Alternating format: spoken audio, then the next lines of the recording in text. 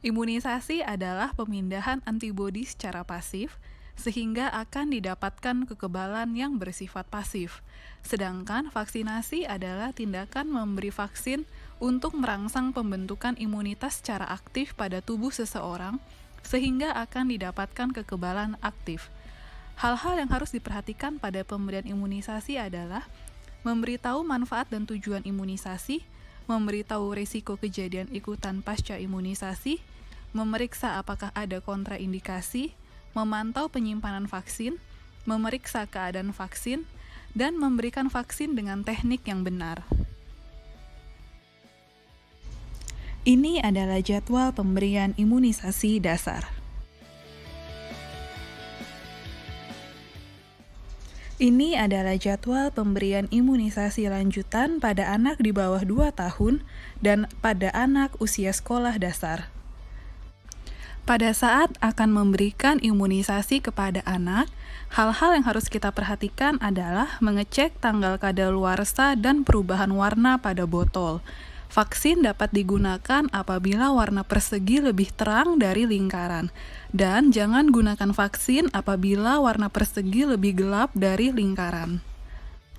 Teknik dan prosedur pemberian imunisasi: memeriksa kembali jadwal instruksi imunisasi pasien, cuci tangan, menunjukkan lokasi yang akan diberikan imunisasi, menahan posisi anak, desinfeksi daerah suntikan dengan alkohol, mengontrol anggota badan anak dengan tangan non-dominan, lalu tangan dominan menyuntikkan cairan vaksin 45 derajat untuk subkutan, 90 derajat untuk intramuskular, lalu menyuntikkan vaksin dengan tekanan stabil, tekan daerah bekas suntikan dengan kapas yang lembut, lalu membuang jarum suntik, botol vaksin, dan kapas bekas pakai ke dalam tempat sampah medik.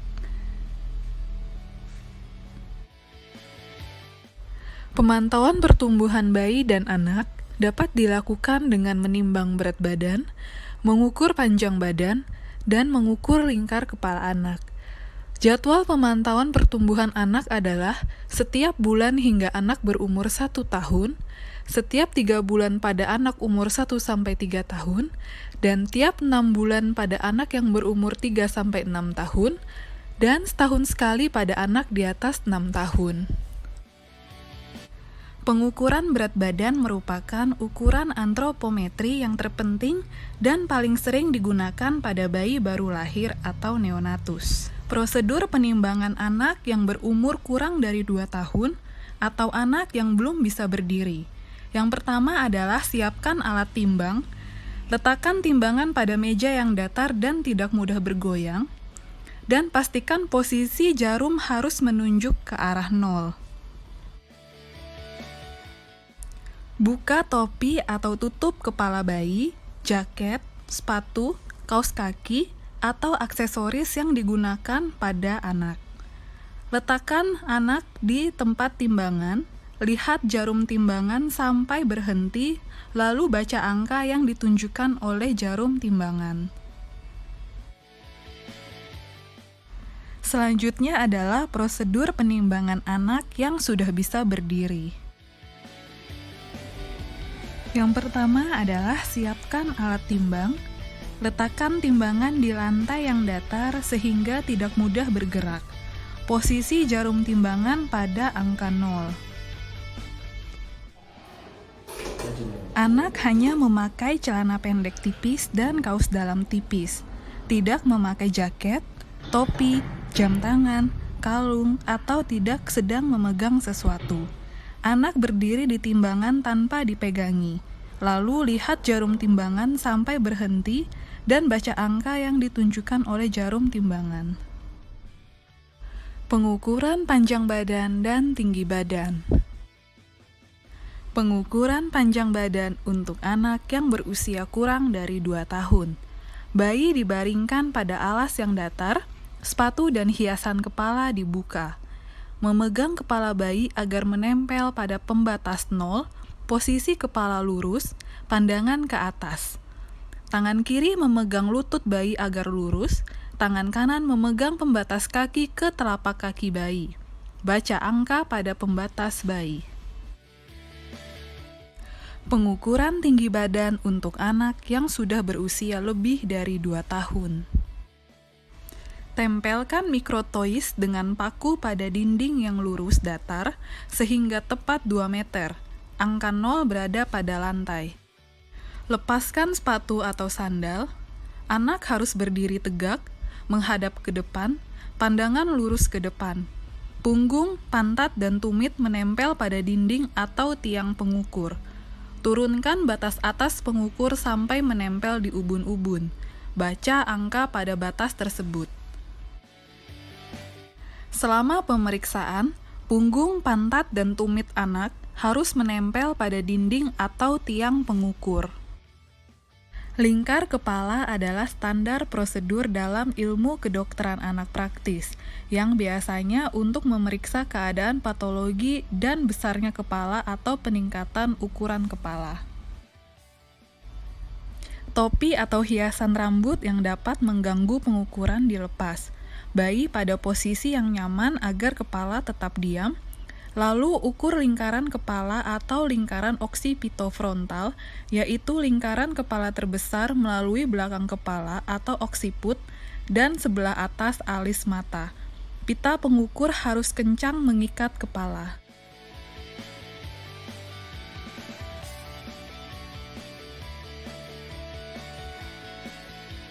Untuk menentukan status nutrisi pada anak, diperlukan alat dan perlengkapan sebagai berikut. Untuk menentukan status nutrisi, yang pertama dilengkapi adalah kurva-kurva status nutrisi. Untuk kurva status nutrisi pada anak digunakan 2 kurva, yaitu kurva CDC dengan kurva WHO. Yang pertama, kurva WHO. Kurva WHO ini digunakan untuk menentukan status nutrisi anak yang berada di bawah usia 5 tahun. Untuk kurva WHO sendiri dibagi menjadi 3, yaitu ada weight for age, weight for height, dengan height for age. Kemudian kurva yang kedua adalah kurva CDC. Kurva CDC digunakan untuk menentukan status nutrisi pada anak di atas usia 5 tahun. Kedua, untuk menilai status nutrisi pada anak ditentukan height age, yaitu usia berdasarkan panjang badan atau tinggi badan pada P50 atau Z-score 0. Kemudian tentukan ideal body weight, berat badan berdasarkan panjang badan atau tinggi badan pada P50 atau Z-score 0. Kedua, untuk menilai status nutrisi pada anak adalah untuk menentukan height age, yaitu usia berdasarkan panjang badan atau tinggi badan pada P50 dan Z-score 0. Kemudian tentukan ideal body weight, yaitu berat badan berdasarkan panjang badan atau tinggi badan pada P50 atau Z-score 0. Langkah ketiga, melakukan plot pada kurva untuk mencari berat badan berdasarkan usia, tinggi badan berdasarkan usia, dan berat badan berdasarkan tinggi badan anak tersebut. Soal pertama, anak laki-laki usia 3 tahun, berat badan 12 kg dengan tinggi badan 96 cm. Jadi untuk menentukan status nutrisi pada anak ini, pertama dari usia anak adalah 3 tahun dan anak berjenis kelamin laki-laki. Jadi kurva yang akan digunakan adalah kurva WHO untuk anak laki-laki. Setelah memilih kurva yang akan digunakan, kemudian langkah berikutnya adalah kita menentukan height age atau berat badan berdasarkan tinggi badan atau panjang badan yang dilihat dari Z-score 0. Untuk anak usia 3 tahun dengan tinggi badan 96 cm, kita tentukan di Z-score 0. Tarik garis ke atas sampai ke Z-score 0. Jadi didapatkan di sini tinggi badan idealnya untuk anak usia 3 tahun adalah 96 cm.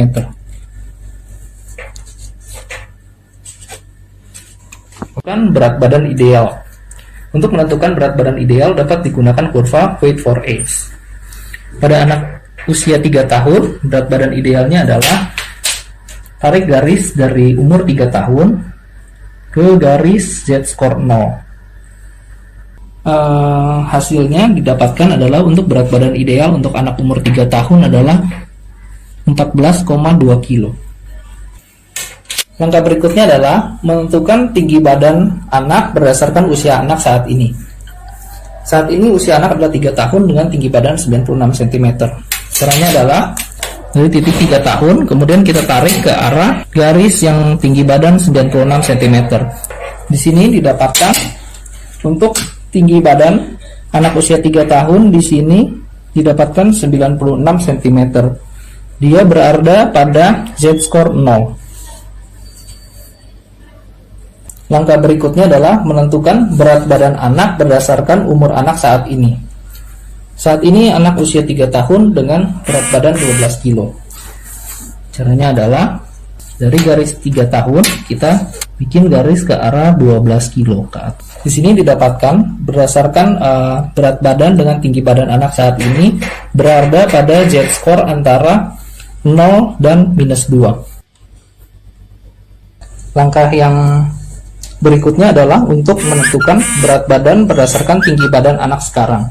Jadi anak dengan berat badan 12 kilo dengan tinggi badan 96 cm. Caranya adalah tentukan titik 96 cm.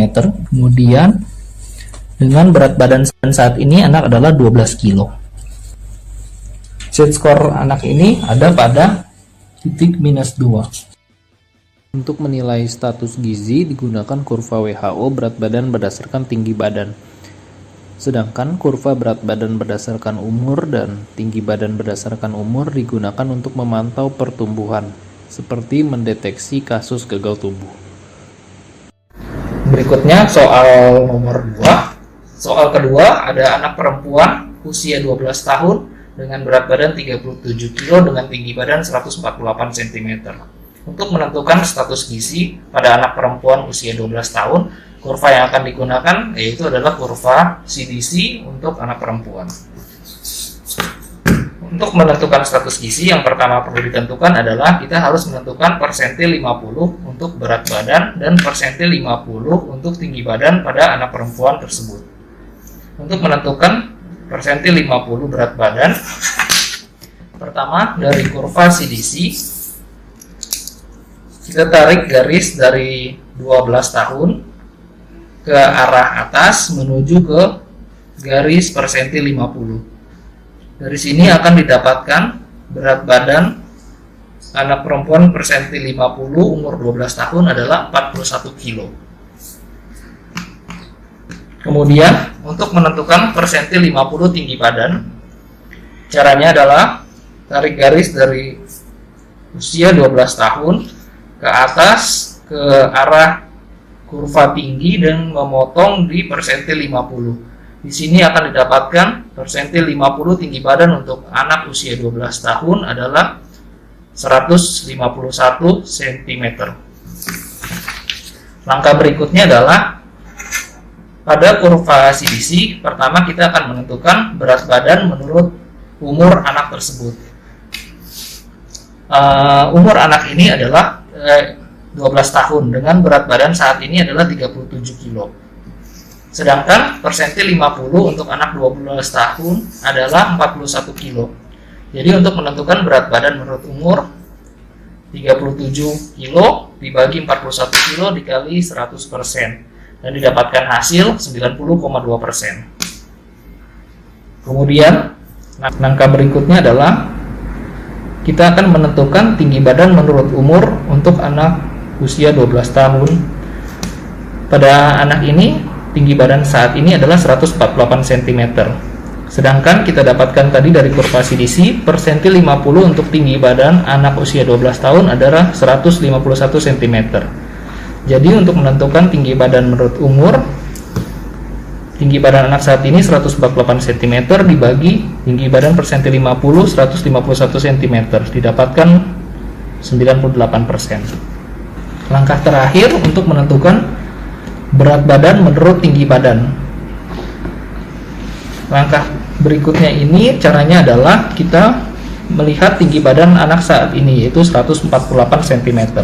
Dari kurva CDC kita tentukan titik 148 cm, Kemudian kita tarik garis ke arah kurva tinggi yang memotong persentil 50. Setelah dapat titik tersebut, dari titik tersebut kita tarik ke bawah ke arah grafik berat badan yang memotong di persentil 50 berat badan.